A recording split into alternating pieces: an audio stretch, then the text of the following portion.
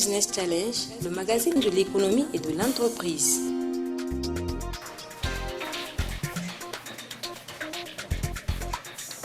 Tout est OK? Je peux faire mon lancement? Ravi de vous retrouver pour cette édition Business Challenge. Chers téléspectateurs, soyez les bienvenus. Vous nous recevez sur la télévision nationale Télé Sahel et sur Africable.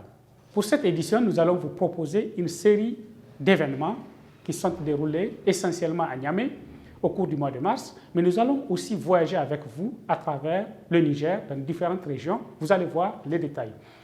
Nous ouvrons cette édition Business Challenge en allant dans les coulisses de la foire libyenne qui a eu lieu ici à Niamey au cours du mois de mars et qui a eu l'honneur d'être patronnée par le président de la République du Niger. Nous allons aussi aller voir l'exposition vente des produits libyens, mais également les échanges qui ont eu lieu entre les opérateurs économiques de la Libye et ceux du Niger. Et puis juste après, nous allons partir à la Chambre de commerce et d'industrie du Niger où nous allons voir les coulisses d'une rencontre entre les opérateurs économiques nigériens et une délégation d'hommes d'affaires britanniques. Les Britanniques qui sont venus s'intéresser à l'environnement des affaires du Niger pour voir les opportunités de partenariat et les opportunités d'investissement qui existent au Niger et aussi des relations d'affaires à développer entre les deux pays. Après la Chambre de commerce, nous allons nous intéresser à une activité de la CEDEAO. Nous allons notamment voir comment la CEDEAO intervient dans les différents pays en matière d'investissement dans les infrastructures, dans le domaine de l'énergie, mais également dans la transformation digitale qui est en cours actuellement au niveau des différents pays de l'espace CEDEAO. Et puis, après, nous allons repartir pour un autre événement, cette fois-ci, un événement qui a rassemblé les jeunes de plusieurs pays d'Afrique. Il s'agit du sommet YALI qui a eu lieu à Niamey le 15 et le 16 mars. Comme vous le savez, le programme YALI est un programme qui a été initié par le président Barack Obama dans le but d'accompagner la jeunesse africaine à développer son potentiel de leadership. Nous allons voir les coulisses de ce sommet et aussi voir comment aujourd'hui les jeunes leaders un peu partout à travers l'Afrique contribuent à créer de l'impact à la fois sur le plan économique, sur le plan social et même sur le plan politique. Et puis nous clôturons cette édition avec notre grand dossier à travers lequel nous allons voyager dans différentes régions du Niger, notamment à Tillabéri, à Tawa, Zender, Maradi, où nous allons visiter des réalisations du projet Emploi des jeunes et inclusion productive. Ce projet qui accompagne les jeunes pour leur insertion socio-professionnelle, socio-économique également, dans le cadre de l'accompagnement en formation, en développement de compétences, mais également en création d'activités génératrices de revenus au niveau de nos communautés. Et ce projet a eu la visite du ministre de l'Emploi, puisqu'il est mis en œuvre sous la tutelle du ministère de l'Emploi, et le ministre est allé discuter directement avec les bénéficiaires du PGIP pour voir comment le projet a produit de l'impact dans leur vie et quels changements positifs il y a eu au niveau des différentes zones d'intervention du projet PGIP. J'espère que le programme de cette édition vous plaît. Soyez confortables dans vos sièges pour 52 minutes d'information sur l'économie, l'entrepreneuriat, le leadership, mais également sur les questions liées à la transformation des économies locales. À tout de suite.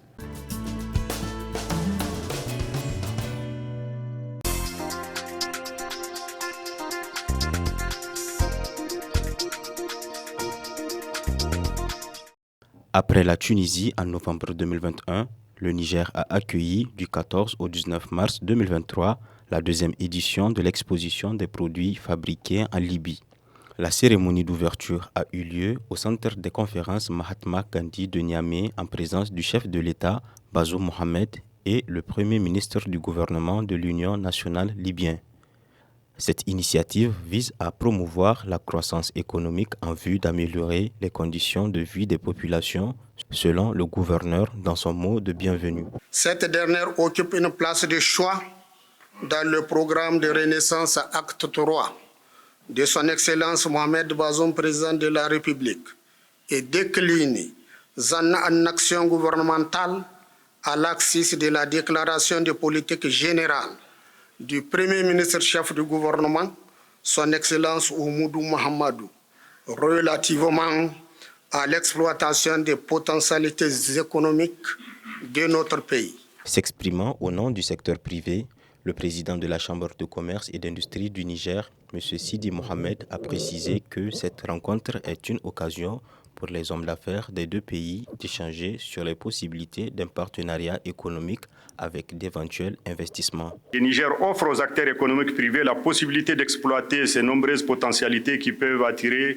de nombreux investisseurs, à savoir un important potentiel minier et pétrolier en cours d'exploitation ou à la recherche d'investissements, uranium, or, fer, pétrole, charbon, phosphate et autres métaux précieux, avec des activités de sous-traitance.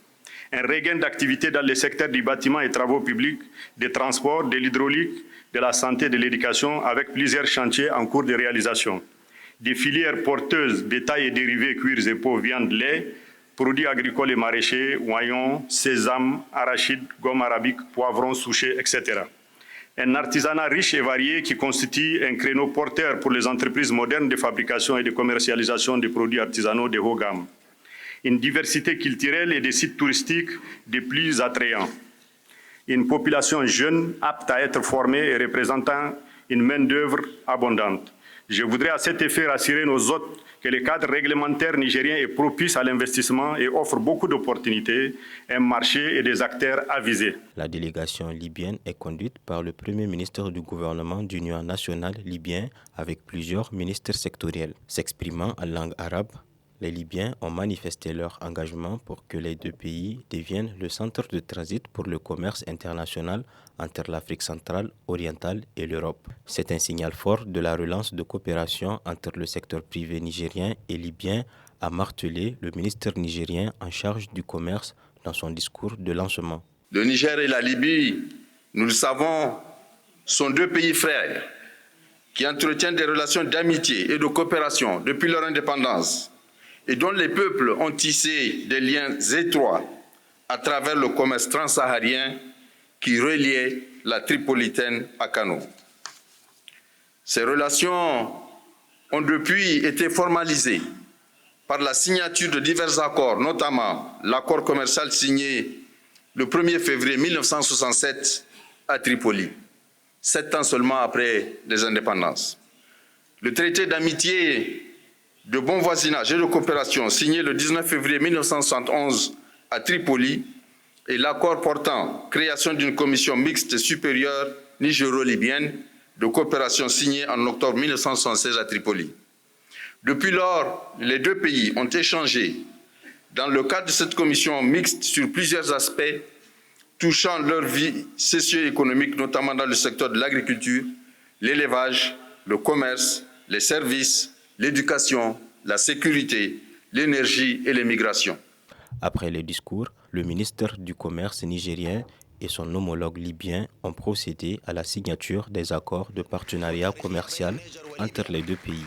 S'étant suivi la visite des expositions Made in Libya par le président de la République du Niger, Bazoum Mohamed.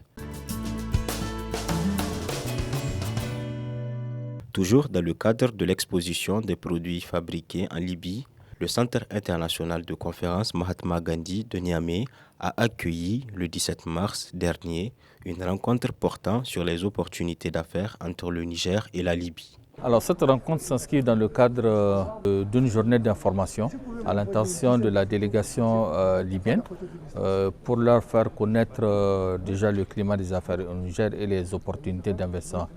Évidemment, cette présentation a été complétée par celle de la zone franche de Misrata, celle aussi des procédures douanières existantes sur le territoire libyen et celle de la Banque africaine de développement sur le processus d'appui au secteur privé. La délégation libyenne est vraiment très composite.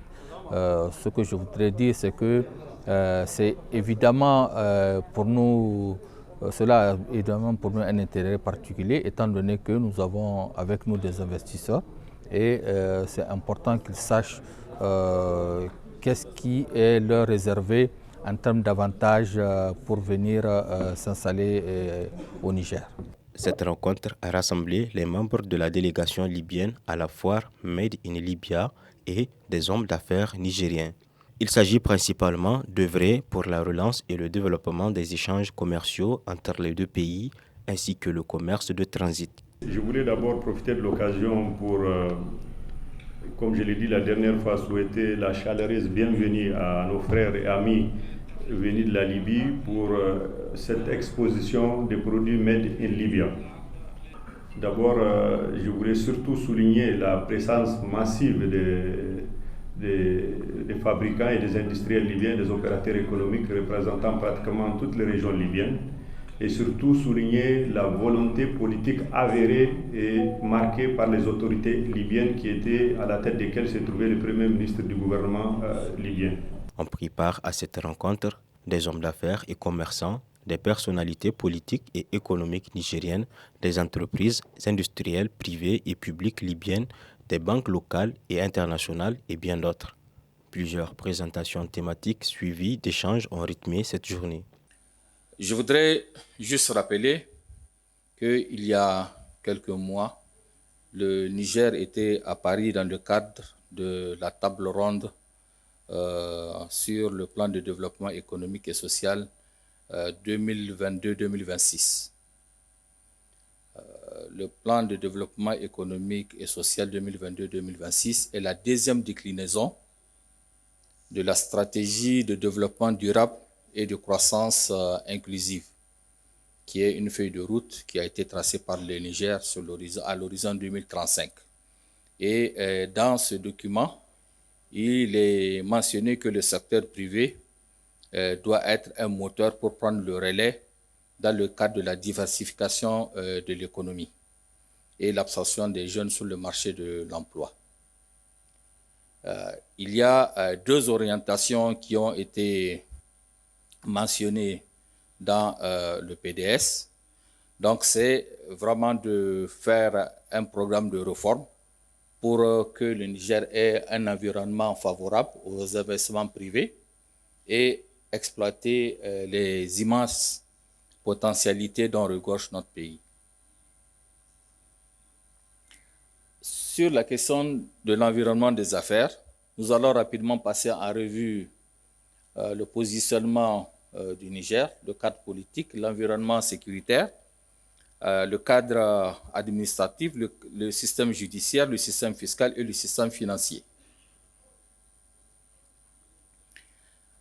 Je voudrais rappeler que le Niger est un pays évidemment de l'Afrique de l'Ouest avec 7 frontières et avec 2 frontières de l'Union du Maghreb arabe, l'Algérie et la Libye. Le Niger est aussi voisin du CEMAC, la communauté économique des États de l'Afrique centrale, avec la frontière qu'il partage avec le Tchad. Le Niger, à travers ses voisins, est un marché de plus de 400 millions de consommateurs. Cette rencontre portant sur les opportunités d'affaires entre le Niger et la Libye qui se veut bénéfique pour de futurs partenariats fructueux aussi bien pour le Niger que pour la Libye a pris fin sous de bons auspices. Du 15 au 16 mars 2023, la Chambre de commerce et d'industrie du Niger a reçu une mission commerciale conduite par une délégation d'hommes d'affaires britanniques et organisée par Developing Markets Associates à travers l'ambassade de Grande-Bretagne au Niger. En effet, l'objectif de cet atelier est d'échanger sur les possibilités de partenariat et de développement commun entre les opérateurs économiques des deux pays. Mesdames, Messieurs, permettez-moi au nom du secteur privé nigérien de souhaiter la bienvenue aux femmes et aux hommes d'affaires britanniques qui nous font l'honneur d'être de nôtres aujourd'hui avec la perspective que nous puissions échanger sur les possibilités de partenariat dans la logique d'investissement commun et bénéfique aux deux parties. Cela nous honore à plus d'un titre et nous conforte dans les efforts de diversification et d'expansion des relations d'affaires telles que perçues par la Chambre de commerce et d'industrie et qui cadrent parfaitement avec les axes stratégiques du programme de développement économique et social PDS 2022-2026. Initié et présenté par son Excellence M. Bazoum Mohamed lors de la table ronde de Paris tenue les 5 et 6 décembre 2022. Chers invités, mesdames et messieurs, je tiens également au nom de tous les opérateurs économiques à remercier M. le ministre du Commerce et Mme l'ambassadrice de Grande-Bretagne au Niger pour leur implication personnelle dans l'organisation et la réussite de cette première rencontre en terre nigérien entre des opérateurs économiques nigériens et britanniques et qui contribuera sans doute à booster notre écosystème des affaires. Nous sommes convaincus que ces échanges auront des suites fructueuses porteurs d'espoir pour l'avènement d'un axe Niger-Grande-Bretagne. À ce sujet, notez surtout qu'au-delà de l'espace Niger, notre pays constitue une porte d'entrée vers le marché de la CEDEAO, un bassin de plus de 300 millions de consommateurs répartis sur 5,1 millions de kilomètres carrés. Des opportunités économiques et climat des affaires au Niger sont favorables pour le bon développement des activités économiques des investisseurs étrangers. De plus, le Niger regorge d'énormes ressources naturelles et secteurs d'activité sujettes à exploitation économique. Je profite de cette occasion pour dire aux hommes d'affaires britanniques que le Niger a beaucoup d'opportunités dans presque tous les domaines, à savoir les domaines du pétrole, les domaines de l'uranium, les domaines du gaz et surtout les domaines de l'agriculture et de l'élevage auxquels nous avons des potentialités importantes et sur lesquelles nous invitons à tous les investisseurs, qu'ils soient britanniques ou de la diaspora nigérienne, d'investir afin d'en profiter davantage. Et je suis entièrement satisfait de voir la présence de ces hommes d'affaires britanniques de venir au Niger pour constater de visu d'eux-mêmes que le Niger a une grande sécurité, que le Niger a une grande stabilité en matière de sécurité. Et cela leur permettra de constater d'eux-mêmes que ce qu'ils entendaient dans les médias, que ce n'est pas le cas, le Niger est en sécurité. Et au-delà de cette sécurité, nous, au Niger, nous avons aussi pris des dispositions législatives et réglementaires permettant à tout investisseur qui investit au Niger, il va retrouver tous les avantages qu'il va avoir et aussi, au cas où il arrive à avoir ces bénéfices, il a les possibilités de les rapatrier là où il veut et à travers de différents canaux de transfert.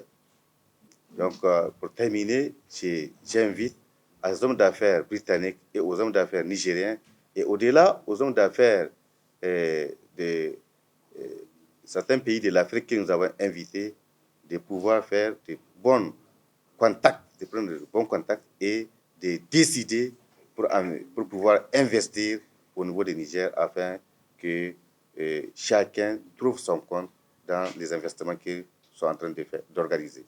Entre autres activités ayant marqué la tenue de cet atelier, c'est la présentation des entreprises. Il s'agit surtout de UK Export Finance, qui est une agence de crédit à l'exportation du Royaume-Uni qui travaille aux côtés du ministère du Commerce international. En marge de l'atelier, des rencontres B2B ont été également organisées entre les hommes d'affaires de la Grande-Bretagne et du Niger et ceux des autres pays de l'Afrique. Le B2B, c'est vraiment une bonne chose. Nous rencontrons vraiment les importateurs nigériens, les opérateurs économiques nigériens, qui voudraient un partenariat avec nous. Nous avons le savoir-faire. Comme je dis, c'est une société vieille de 130 ans. Donc nous avons le savoir-faire dans le domaine de la qualité. On a plus de 1000 laboratoires à travers le monde. Donc on les explique, on les enseigne, on partage nos connaissances, partage nos savoir-faire pour qu'ils puissent réussir dans leur domaine. Et c'est bon de rencontrer plusieurs opérateurs économiques comme ce qui a été fait tout de suite pour expliquer un peu quel type de partenariat nous pouvons tisser. Notre rencontre B2B, je pense, a été très fructueuse. Déjà, de part, il y a eu un vrai échange intellectuel au niveau des réalités du contexte nigérien, du contexte laitier surtout, et de notre avancée niveau Niger-lait, et comment consolider déjà nos acquis et faire un scale-up de notre entreprise. Il y a eu plusieurs secteurs avec lesquels on s'est rencontrés, plus spécifiquement des secteurs où il y aura un certain appui en termes de formation et un appui aussi en termes de, d'input stratégique surtout. Je pense que la rencontre B2B a été très bien.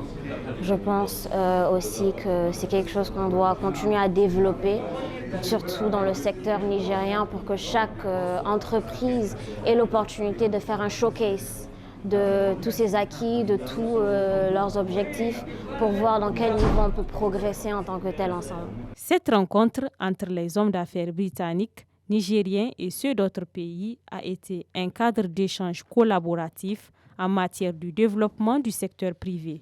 Pour rappel, cet atelier est une résultante du Forum du commerce et de l'investissement tenu du 19 au 20 octobre 2022 à Londres.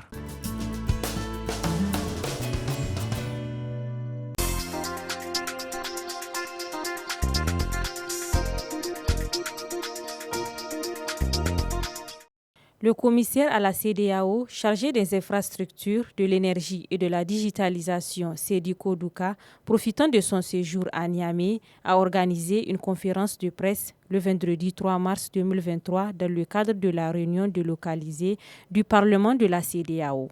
Cette conférence, qui a porté sur le thème la CEDEAO et le développement des infrastructures, de l'énergie et de la digitalisation, s'est tenue au bureau de la représentation résidente de l'organisation de Niamey.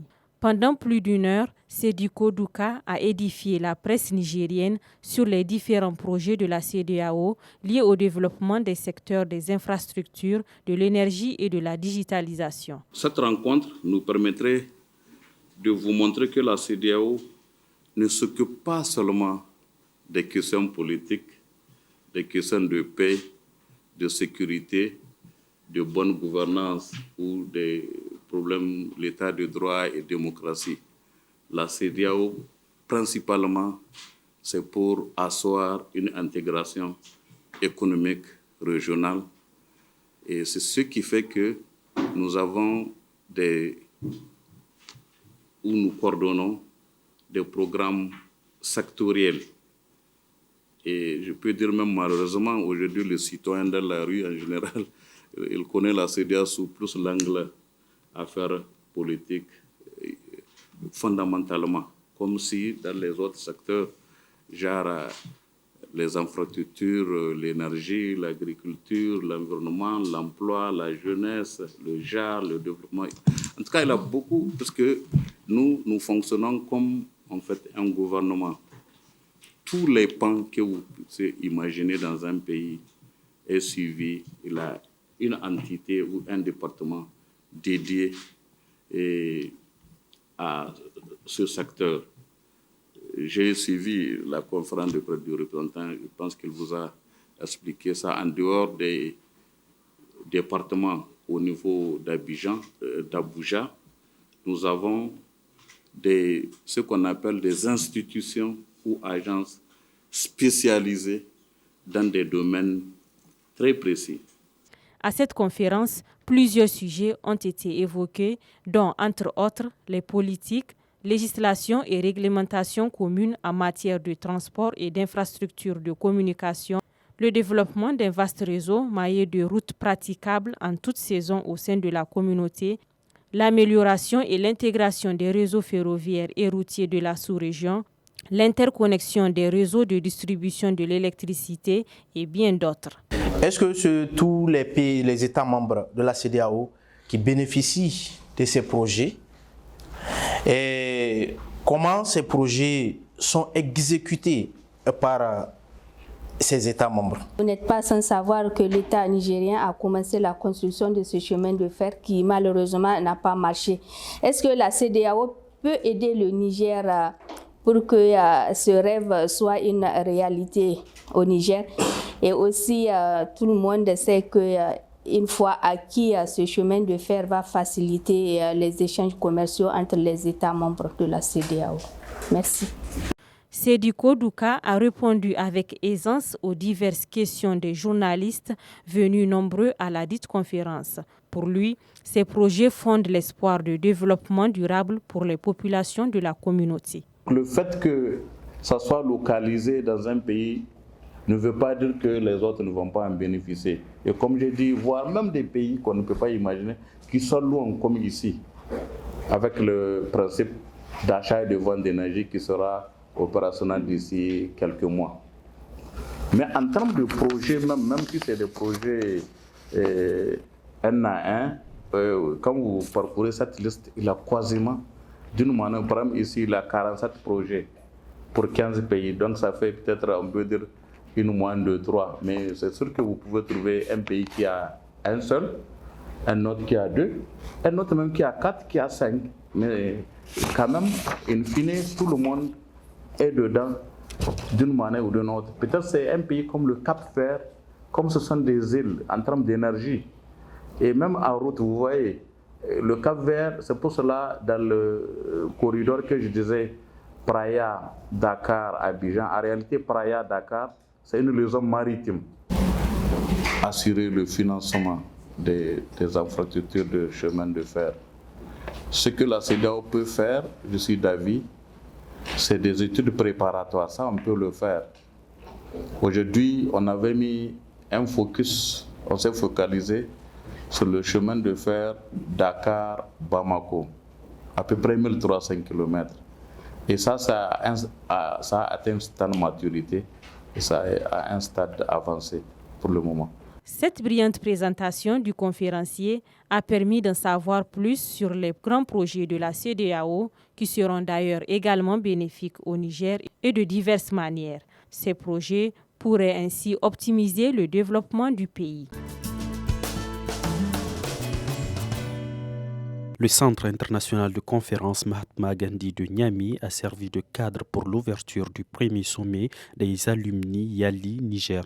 C'était dans la journée du mercredi 15 mars 2023. D'une durée de 2 jours, ce sommet riche d'opportunités d'échange a pour objectif de soutenir les efforts des jeunes leaders pour l'amélioration de la sécurité du continent. Au cours de la deuxième journée de ce sommet a débuté une conférence introductive tenue sous le thème Leadership et engagement citoyen. Ce dernier a été animé par Ricky Germakoy, PDG de Mata et Matassa Investment, et Mohamed Dansounsou Zoubeir, défenseur des droits de l'homme. Pour nous, il s'agit aujourd'hui de juste prendre quelques aspects essentiels du leadership que nous allons essayer d'expliquer en partant de notre expérience, de notre vécu, pour que vous puissiez comprendre comment au Niger, des leaders, des femmes leaders comme moi, ont pu appréhender cela. Les femmes aujourd'hui constituent plus de 52% de notre population, donc on ne peut pas les faire les choses sans eux. La jeunesse au Niger constitue plus de 80% de la population. J'aime bien répéter le ministre Djimba qui dit que le Niger est le pays potentiellement le plus riche du monde à cause de sa jeunesse. Donc on ne peut pas les faire les choses sans ça. Imaginez que si j'ai fait le complexe d'écouter ceux-là qui m'ont dit tu es rêveur, ce n'est pas possible. Qu'est-ce qui allait se passer? Le projet est fermé tout simplement. Mais comme je croyais à ma chose, j'ai dit attention, on ne pense pas aux pauvres et aux villageois dans le bureau. Et tout celui qui va le faire, il va échouer.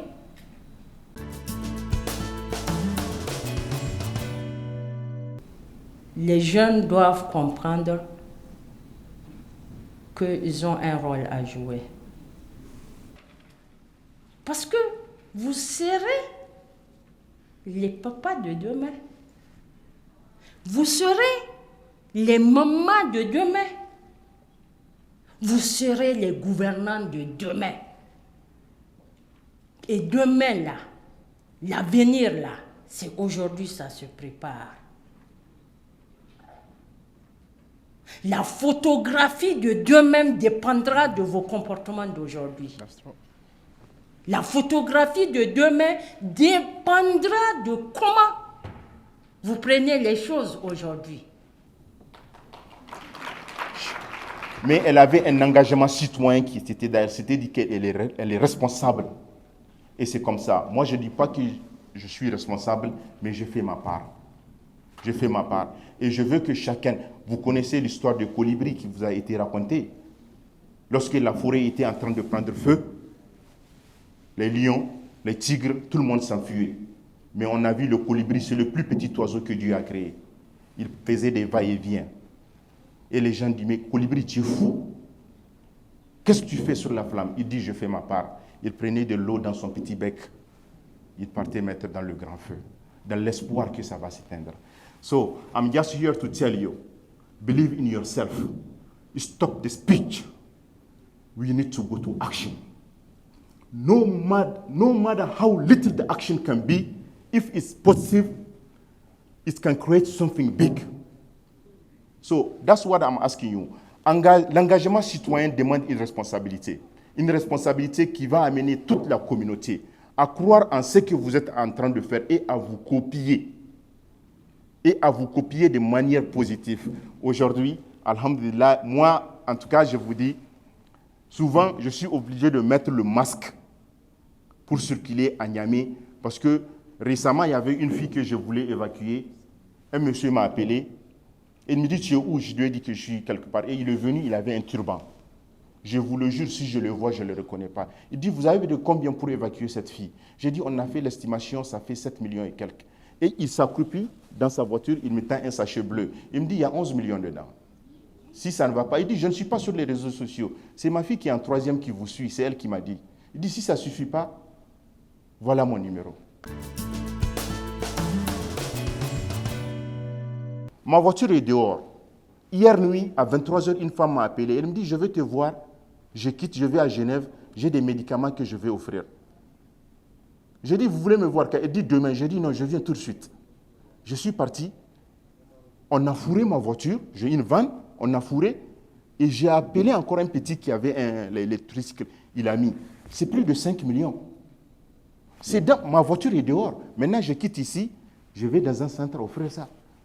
So, c'est ça que chacun d'entre nous ici doit faire. Apprécier, nous engager positivement surtout, positivement, pour changer la situation et la donne. Reki, dans le leadership féminin, elle a fait sa part. Et nous espérons que dans ce programme de Yali, we will have more people who will be engaged to change Africa. And God bless your program. And for the new Yalis, I'm telling you the truth. Yali is a belief. And if you had the chance to be in, that means you are a belief even for Africa. God bless you. And that's all I have to say dans l'engagement citoyen. Croyez en vous, engagez-vous, n'attendez pas à ce que les médias ou bien quelqu'un vous dise engagez-vous. Non. La suite de la journée a été consacrée à des séries de panels thématiques, notamment sur l'entrepreneuriat, l'environnement, l'immigration, la paix, l'éducation, entre autres.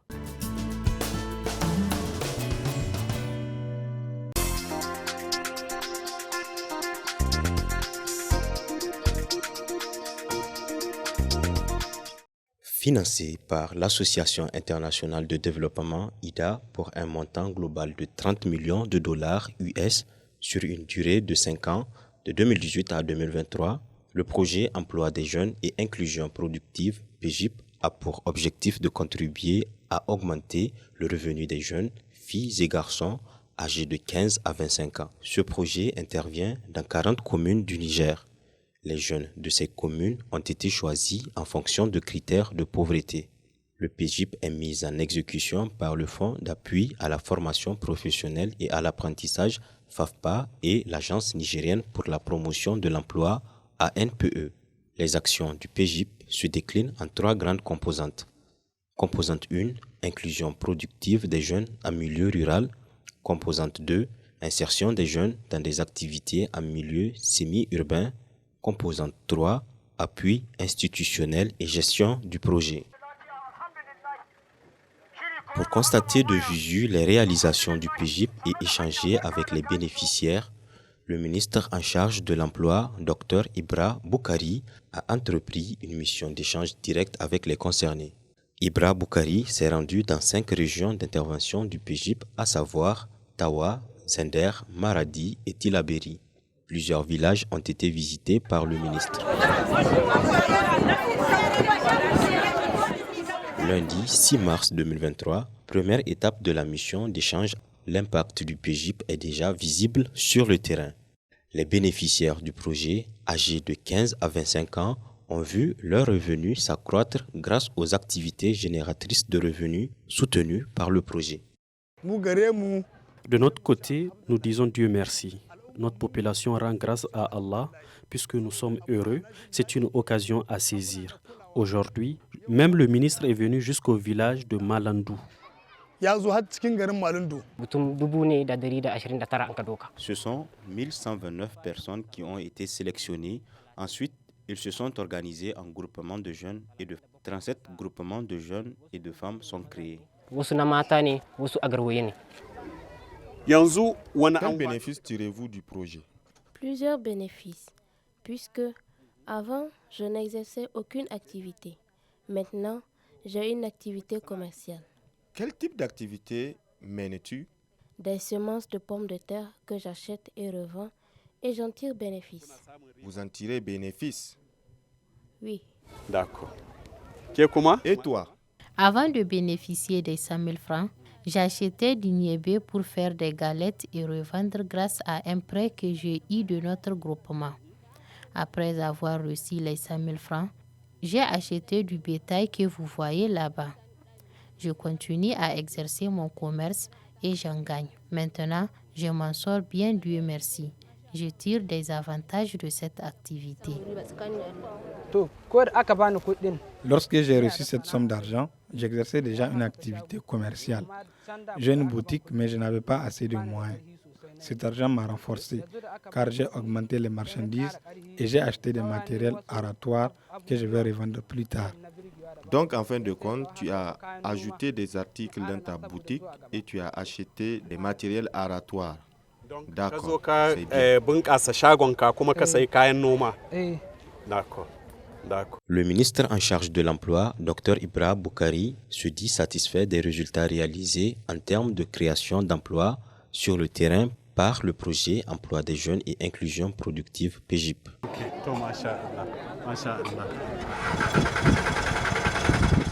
Prochaine étape de la mission, la commune de Yekwa, département de Magaria, dans la région de Zender. Pour revendre. À Yekwa, les jeunes exercent désormais plusieurs activités génératrices de revenus. Ces métiers, synonymes de création de richesses, sont le fruit du projet Emploi des jeunes et inclusion productive PGIP.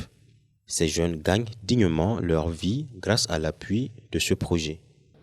L'intervention du projet PGIP dans la commune de Yekwa est en train d'apporter une réponse appropriée aux problèmes de chômage et sous-emploi des jeunes à travers ces activités qui concernent 13 villages touchés pour un nombre de bénéficiaires de 1053, dont 535 femmes, soit 50,80%, et 500 hommes, qui ont reçu une formation et des subventions, dont 60 000 francs CFA pour une première tranche et 40 000 francs pour la seconde tranche pour monter des activités génératrices de revenus. Ces jeunes ont bénéficié de plusieurs formations puisque les subventions répondent à des critères. Ils ont ainsi reçu une formation en compétences de vie courante, gérer mieux mon entreprise, les mesures psychosociales et un appui conseil et accompagnement. Dieu merci. Nous avons aujourd'hui plus de 600 bénéficiaires qui poursuivent normalement leurs activités génératrices de revenus.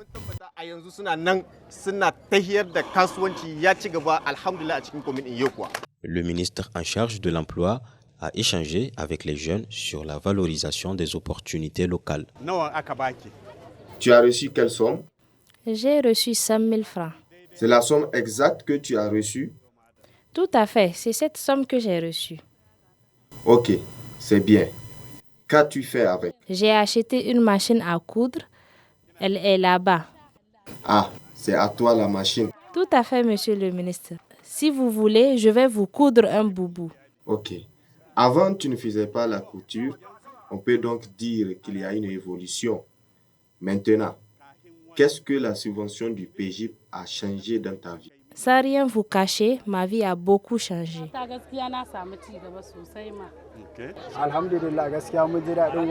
Je suis vraiment content de l'appui que le PJIP nous a apporté. Grâce à ce projet, nous ne partons plus dans d'autres pays. Nous restons chez nous pour travailler. Qu'est-ce que tu fais comme activité? Je fabrique du savon liquide. Voilà un échantillon. Le PJIP continue de donner de l'espoir à la jeunesse qui est le fer de lance du développement du Niger. Parmi les zones d'intervention du PJIP, Baoudeta est l'une des communes de référence. Le mercredi 8 mars 2023, le ministre de l'Emploi, du Travail et de la Protection sociale s'est rendu dans cette commune située dans le département de Tessawa, région de Maradi. Nous remercions les acteurs du PJIP pour tout ce qu'ils ont fait pour nous. Puisse Dieu les récompense. Nous souhaitons d'autres interventions pareilles en faveur des jeunes et des femmes.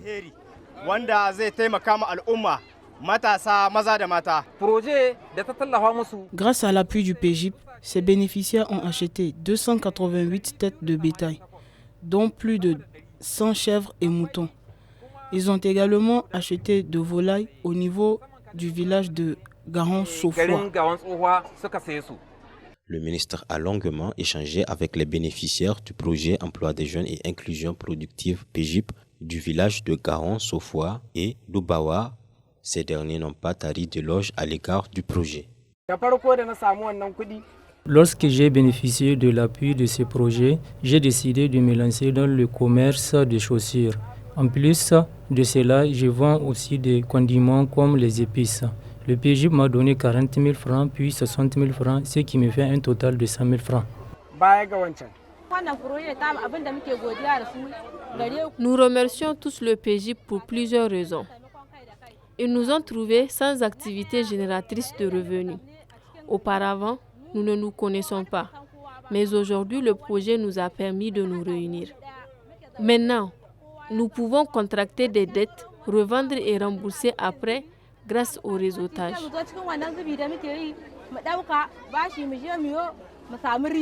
Le constat qui se dégage est impressionnant. Les jeunes des villages visités par le ministère pratiquent désormais plusieurs activités génératrices de revenus grâce au PJIP.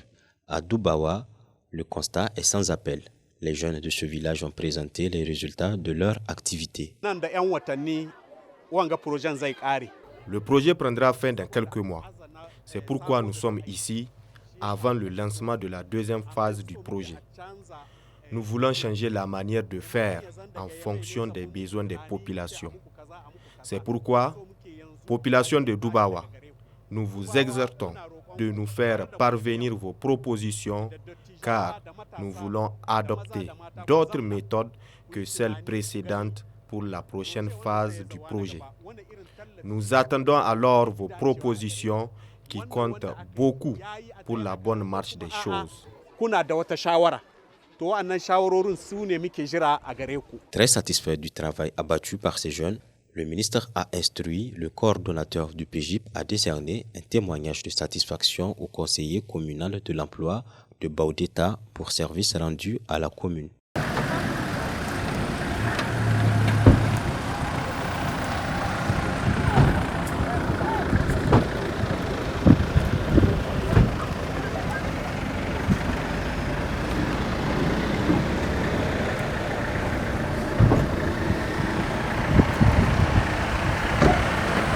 Poursuite de la mission dans la région du fleuve. Ibra Boukari s'est rendu dans la région de Tillabéri, plus précisément dans la commune rurale de Karma, située à une quarantaine de kilomètres de Niamey. Puis, à quelques kilomètres de Karma aussi, le PJIP a créé des conditions pour permettre à plusieurs jeunes de trouver un emploi. Dans le village de Salakwara, beaucoup de jeunes travaillent dans la restauration, la vente de céréales, le petit commerce et le maraîchage. Nous sommes très satisfaits du projet parce que tout ce qu'ils ont eu à faire, c'est en parfaite synergie avec nous et avec la chefferie. Nous avons vraiment une très bonne collaboration avec donc, le projet. Le PGIP, à ma connaissance, a initié des séances d'activités qui cadrent avec la recherche de la cohésion sociale, des activités sportives et des activités culturelles. Donc au niveau d'un certain nombre de sites qu'ils ont choisis, pour vraiment dans le cadre de la cohésion sociale, ils ont eu à faire ça. Ici à Salakwara, nous avons 73 bénéficiaires constitués en 3 groupements. Ce village a eu un ajout supplémentaire de bénéficiaires de 20 jeunes. Le partenaire qui est la Banque mondiale a apprécié positivement les activités du PGIP comme vient de le faire M. le maire. Et sur un objectif de 75%, nous sommes à 79%. Donc ça, c'est l'évaluation, le rapport de la Banque mondiale. Et qu'il y a beaucoup d'espoir justement pour une reconduction. Et c'est pour ça que nous sommes là. Nous allons changer la façon de faire, de concevoir le projet. C'est-à-dire nous voudrons partir de la population, des besoins réels de la population et remonter pour voir comment concevoir et répondre objectivement aux besoins exprimés par la population. Avec mes 100 000 francs, j'ai acheté des pagnes uniformes pour revendre. Actuellement, je vends de l'oignon. Je n'ai pas investi tous les 100 000 francs dans l'achat des oignons. J'ai plutôt investi 50 000 francs parce qu'en commerce, il y a toujours des hauts et des bas. Le reste des 50 000, je les ai investis dans le commerce de pagne.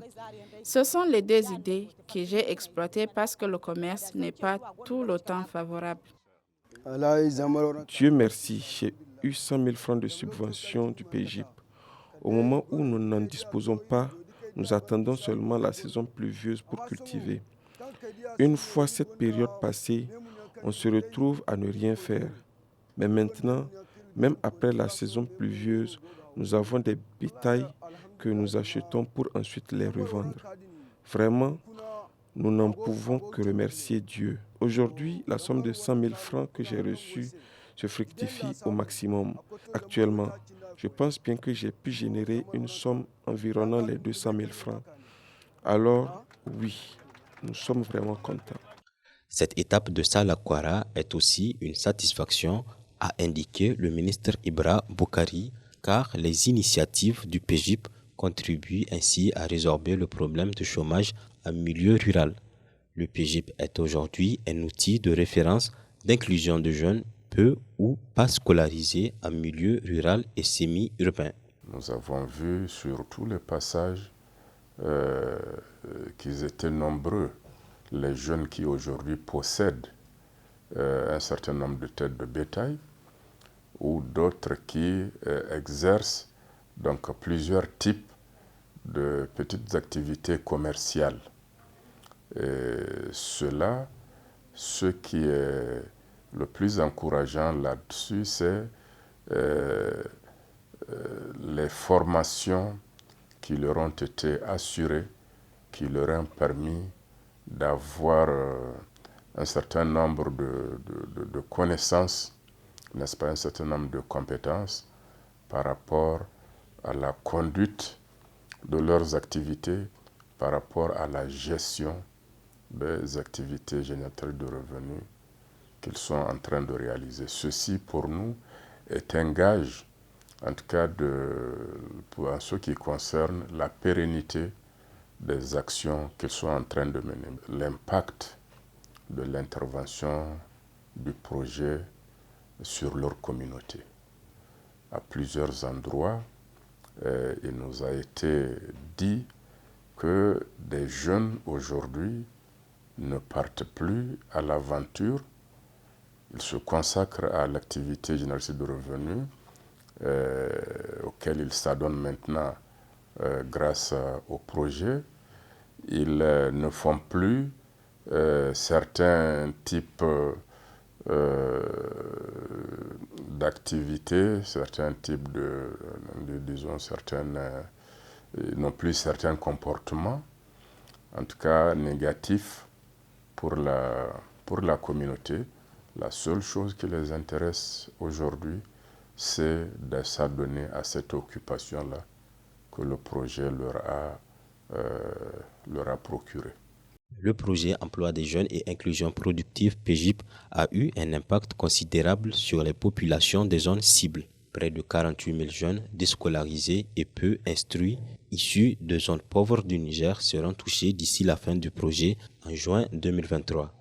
Les bénéficiaires du PEJIP ont eu des opportunités d'activités génératrices de revenus économiques sous l'œil vigilant du gouvernement nigérien et de la Banque mondiale. Chers téléspectateurs, j'espère que vous avez agréablement suivi cette édition Business Challenge et que vous en avez tiré un très bon profit. Comme vous le savez, vous pouvez toujours continuer à interagir avec notre équipe sur les réseaux sociaux. Cherchez Business Challenge sur Facebook, vous allez nous retrouver. Vous pouvez visionner les archives de cette édition sur YouTube ou bien être en notre compagnie toujours à travers également la radio Challenge FM 96.6 MHz. C'est la radio des entrepreneurs, la radio du Niger qui avance. Merci pour votre confiance, merci pour votre fidélité. Rendez-vous dans 2 semaines pour une nouvelle édition de Business Challenge. Bonsoir.